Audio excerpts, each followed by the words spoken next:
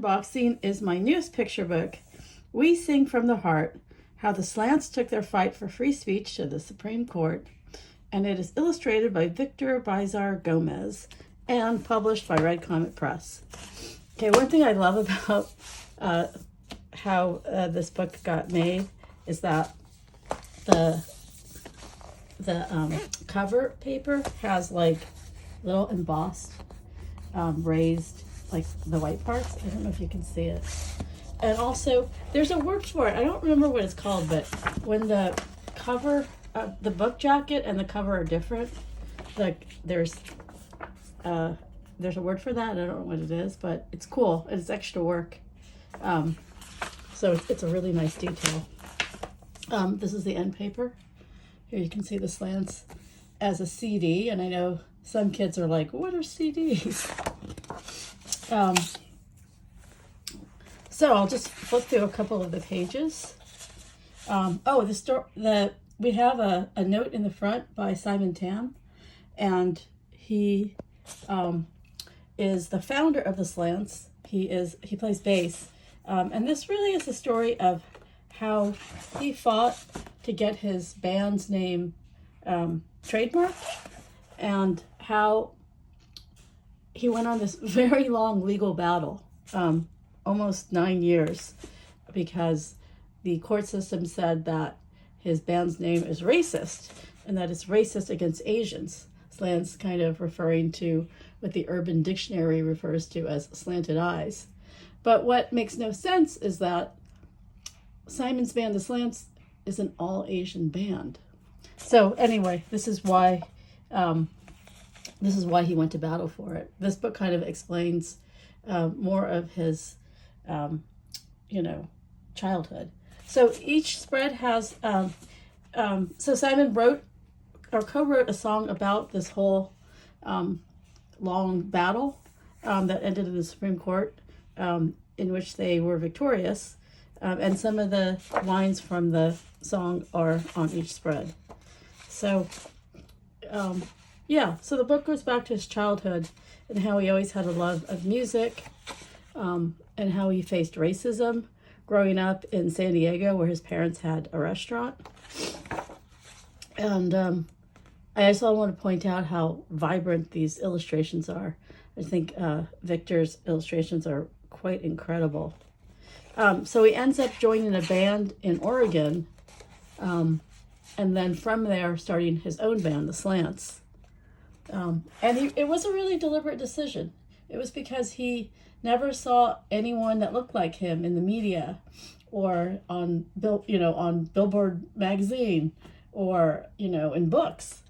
So it was a deliberate choice, and he came up with the name because he asked his friends, what comes to mind when they think of Asians? And so then the story kind of goes through his legal battle, which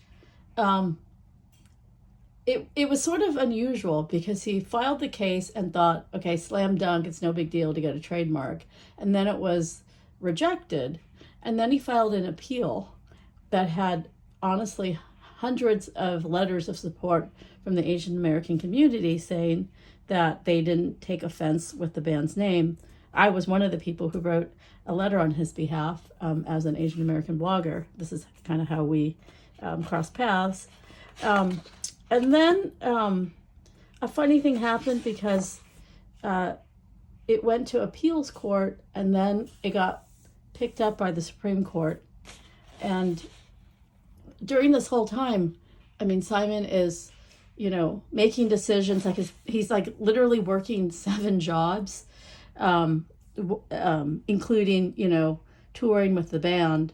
And he has to make decisions like, oh, do I get new tires for the van, that's, the band needs, or do I pay more money for this lawsuit? So it wasn't an easy decision. It wasn't a short fight. But I think it was because he had faced racism, since childhood. And it was almost like this was like him saying enough, I'm not going to, take it anymore. I'm going to fight back. And it's so interesting because he went to DC with the band the night before the case was to be argued in the Supreme Court, and they were doing press all day, or even for days, like that whole week. It was just like, a crazy amount of press, and they were kind of camped out in a guitar store as sort of like their DC, like headquarters ish. And then they went to dinner that night at a Chinese restaurant, and literally his fortune cookie was, a judgment will soon rule in your favor. So interesting, right? And then he was so surprised, Simon, when he walked out of when the case was heard, and there's no ruling right away. You have to kind of wait for a ruling. So he hears the case. He sees Ruth Bader Ginsburg and all the justices sort of discuss the case in front of an audience, and the courthouse is very full. And then he walks out kind of in a daze, just thinking like, oh my gosh, I don't know what's going to happen. And he doesn't expect to see this crowd of people, because it's a really cold day in DC. It's like in the winter time. And he's like, whoa, what's all, like, why are there all these people here? And it was, these people have, some of them camped out in sleeping bags overnight. There were 2 kids who flew in from California. They were like teenage boys, and they said they had been following the case since they were like, I don't know, like 9 years old, 8 or 9 years old, and that they were so proud of him and proud to be Asian because of his courage to fight this fight, and that they wanted to be attorneys when they grew up. It was quite moving. And so this is kind of what that page is about. And then, here we see the Supreme Court ruling, and then, he ends up winning his case in a unanimous decision. And in the endnotes, we have sort of the Asian American cases that were argued in front of the Supreme Court.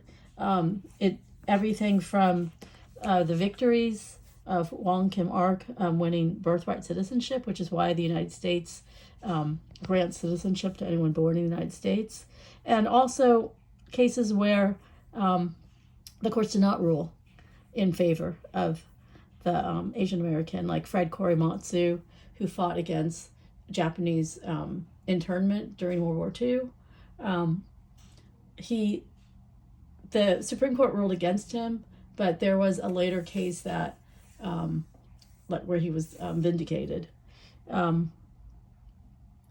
So yeah, it goes through that. I list some of the sources, our bios, and the lyrics for the song that was written by Simon and another bandmate, and is literally about the case, this long battle, and you might recognize some of the lyrics as well. So anyway, I'm super excited for this book. It comes out October 15th, 2024, and yeah, thank you so much for watching this video, and I hope you get a chance to read it.